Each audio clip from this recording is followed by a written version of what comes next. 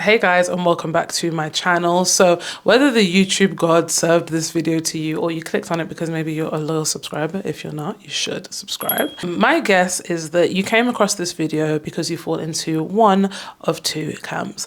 Now, the first being those who are aware of their gifting. So you are super aware of what you are good at, what you're talented in, and what makes you come alive, but you're afraid, okay? You have fear, you're procrastinating, you don't know where to start.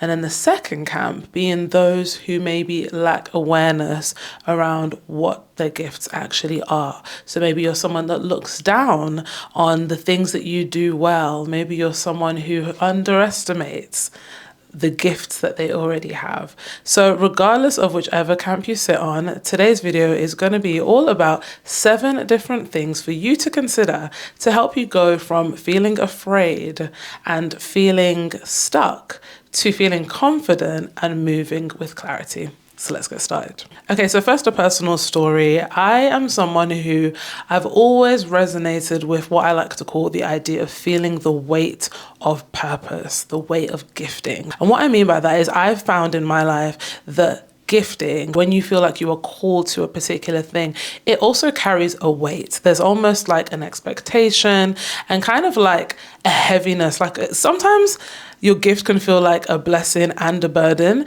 because it's like, because I'm so aware of my potential, because I'm so aware of what I could do and what I should be, and I do that because we should try and avoid the shoulds, but because I'm so aware of what I could do, I'm also grossly aware when I fall short. And so for a lot of my life, I felt this weight of purpose, and it's something that comes from time to time.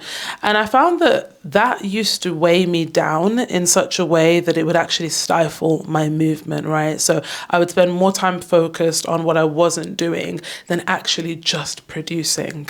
And so it wasn't really until I began to question, why is the gift there in the first place? And I got curious about who God has made me to be, about why do I love having conversations? Like, what is it about language that really gets me excited and makes me feel, rejuvenated? Why do I have a tendency to lean into spaces of empowerment or transformation instead of just kind of living my life like, well, it's just there, actually asking myself, what is the reason? What was the reason? What was the reason? And then honoring that reason. It wasn't until I began to go through that journey that I would say I began to find my footing in my gifting and find my own place. And I think another thing that played a key role as well was silencing the noise of comparison, because I know for so many of us, you may even have the awareness of what your gifts are and what they look like, but you are constantly diminishing their value by always comparing and contrasting it to others. And so also learning to do away with what I think had become quite habitual and actually just leaning into who has God called me to be and why. When I began to do these things, so getting curious about my gifting and then also doing away with comparison, that is when I think it really began to click for me, and the scale and the weight of fear, of procrastination, all of that began to fall off. And don't get twisted, all of this took time. It's taking time. It is a process, hence trusting the process, right? And so I can't guarantee any kind of quick fix to resolve these challenges that you may experience. But what I can do is offer 7 different thoughts that I myself have applied in my own life for you to consider and help you begin to walk in the fullness of who God has called you to be. So I have my notes right here. So let's get into the first one. So the first is, do not underestimate what may feel small to you. So there's a verse in James 1:17 which says, every good and perfect gift is from above, coming down from the Father of the heavenly lights, who does not change like shifting shadows. The part of the verse that I really want us to hone in on is every good and perfect gift is from above. Now, why are we starting here? Because what we need to understand as believers is that we are created to be creative. We are created in the image of God, who is the ultimate creator. And so it only just makes sense that he will show up through us in creative gifts. And recognizing that these gifts are not just happenstance, they are not just coincidental, but they are planted there for a reason. Every single gift that you have was crafted with intention. I remember from a young age, one of the first things that I knew I was good at was writing, right?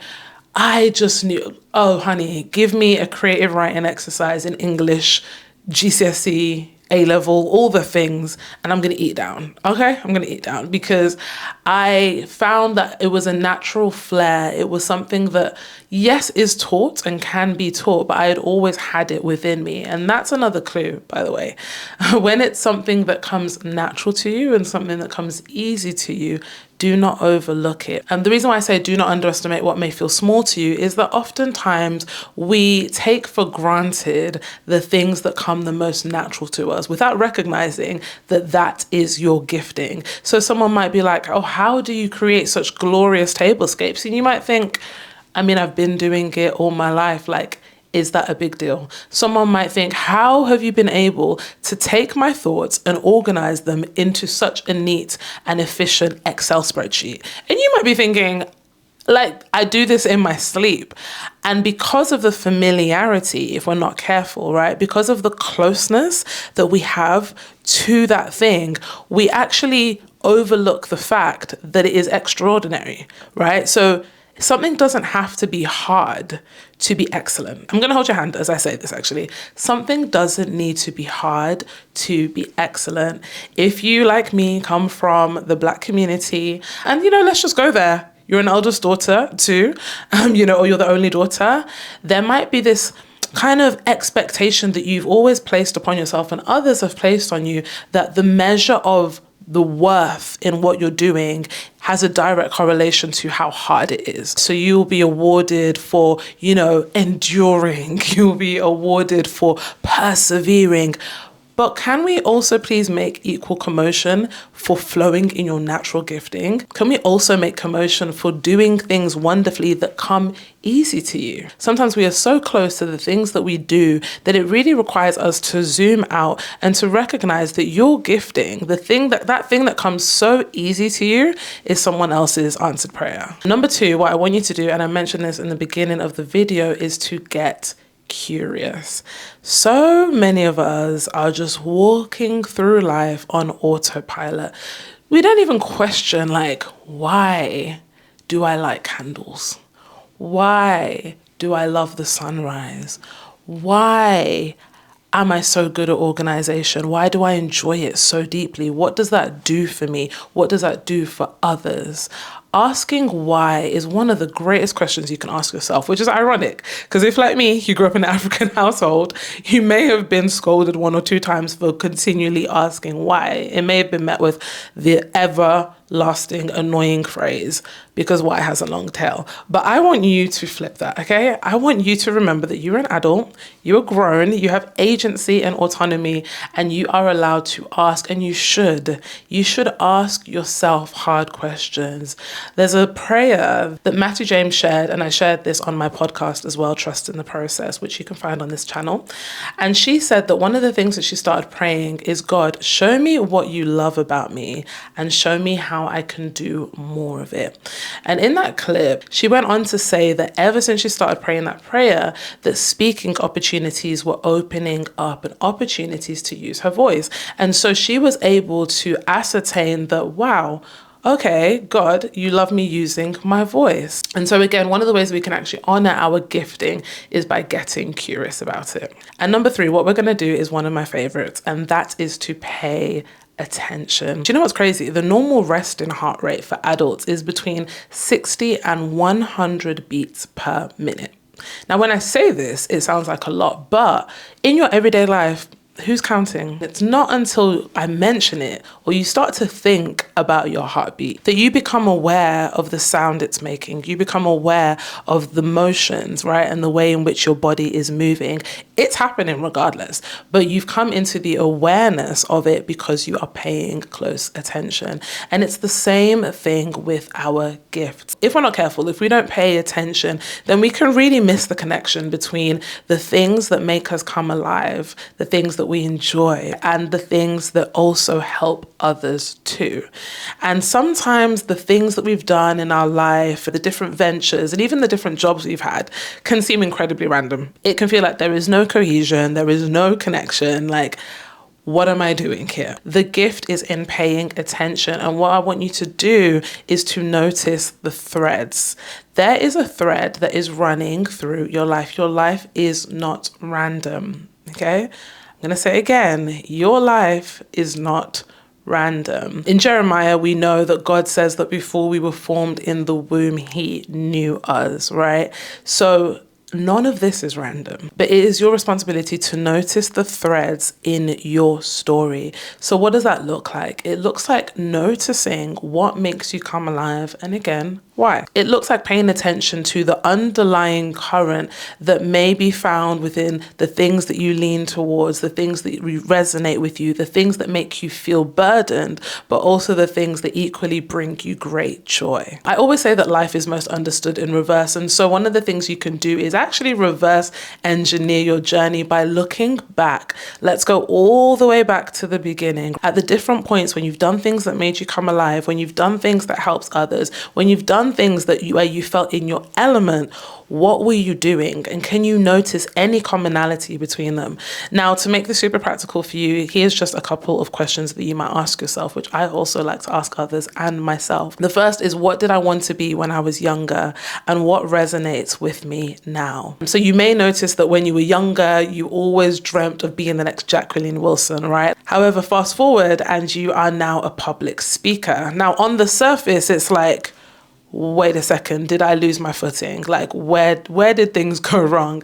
But when you dig a bit deeper, you might recognize that actually the thing that unites those two experiences is storytelling. So it didn't matter whether you were storytelling through writing a children's book or you're storytelling on a stage for thousands to see.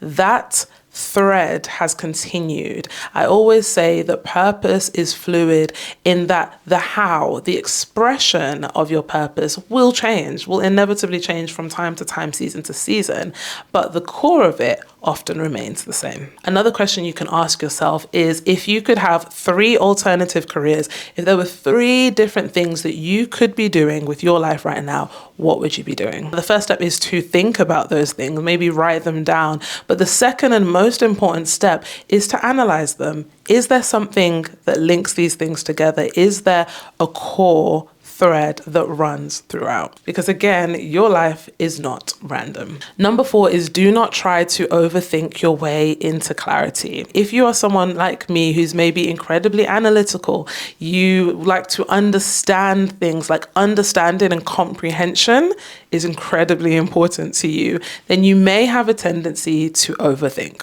Now, what are the dangers of this? Overthinking actually stifles our action. So people like us, we are all up in the detail. Bigger picture, yeah, that's nice. But talk to me about the details, yeah? We want to know, how is this thing going to be received if I launch it?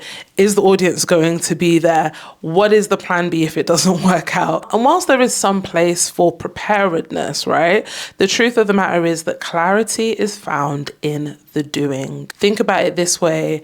If you are someone who would like to drive one day, right? You want to be on the road. It doesn't matter if you ace the theory test. So you're a great driver, but in theory, theoretically, I'm a bad boy behind the wheels. Doesn't really hold much weight in the court of justice if practically you're rubbish. Like if practically you get behind that wheel and you can't do a 3-point turn, you don't know your 3-point turn from your bay parking, it ain't gonna work. You have to actually put into practice what you have learned. Whilst gathering knowledge is great, you don't want to become a hoarder, right?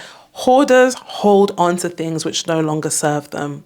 You don't want to become someone who continually consumes and watches videos, maybe even like this, watches videos that tell you, you know, how to level up and how to improve, but you don't take the time to actually put it into practice. You need to be in the arena. That is where you will grow the most. That is where the clarity will come. I always find it interesting that with Abraham in the Bible, when he was told about the promised land, God said to him, go to a land which I will show you. Have you ever imagined that? Like, go to a land which I will show you. So what that meant was he didn't know the land. God did not give him the coordinates to the land. He did not, you know, send him the Google map link and say, yeah, it's situated here. He didn't even tell him the name of the land. It's ultimately saying you'll know it when you're there. That requires a certain level of faith, of trust, of knowing that even if you don't know the bigger picture, you are taking active steps every day. And in those steps, you are inching ever closer to the bigger picture. Number 5 is to start small. You are not in a hurry. You are not in a rush, okay? I want to remind you that it is more important that you are headed in the right direction than you are headed somewhere fast. One of the things that I've learned is that if anything is going to stick, if anything is going to last, it matters how you begin. It matters that you pace yourself. And so I don't want you to be someone who has this awareness of what you are called to do, right? But like I said in the beginning of this video, feels continually that weight of purpose, and that causes you to just go above and beyond and burn out. Start small. Break your goals down into small, actionable chunks. Get support. Remember that just because it's your gift doesn't mean you have to walk it out alone. Don't be selfish with your gifting, right? Find people who can also help you. There may be people who are so much better at other parts of what will be required to make this idea come to fruition than you. So for example, like, I love talking, can do this all day. I love interviewing. However, ask me to produce, like as in do the videography, the lights, all of that, camera action for my podcast, you probably won't get a podcast. So I needed to enlist the help of a production team. Now, it's important to understand that this doesn't always need to have a monetary value attached to it. It might look like an accountability partner. It might look like a conversation with a friend. It might look like a dialogue with a mentor. But the point here is to start small and also seek help, because no man is an island. And this is how you build sustainable growth. Number 6, which is one of my personal sayings. I say this all the time, but do it for the data, okay? Yes, you've heard do it for the plot, but I don't know, that never really resonated with me, because like, what if the plot is mad? What if it's a plot that I don't want for myself? Like, when we say do it for the plot, are we talking about like, this is going to be, you know, like an exciting rom-com, or are we talking this is going to end up more like a thriller, horror? Like, what plot am I subscribing to here? Like, I think there is so much to be said about the value of doing things for the data. Now, what this means is basically recognizing that you are a student of life, a forever student of life. You are continually learning, you are continually growing. And as a result, you are giving yourself the permission to try new things, to dare greatly for what you will learn on the other side. If you have this mentality, right, then there's no way that you can ever lose. There's no way that anything can be done in vain. If you are constantly asking yourself, like, what did I learn from this? How have I grown from this? How can I apply what didn't work about that to what's next? So you may not have all the answers.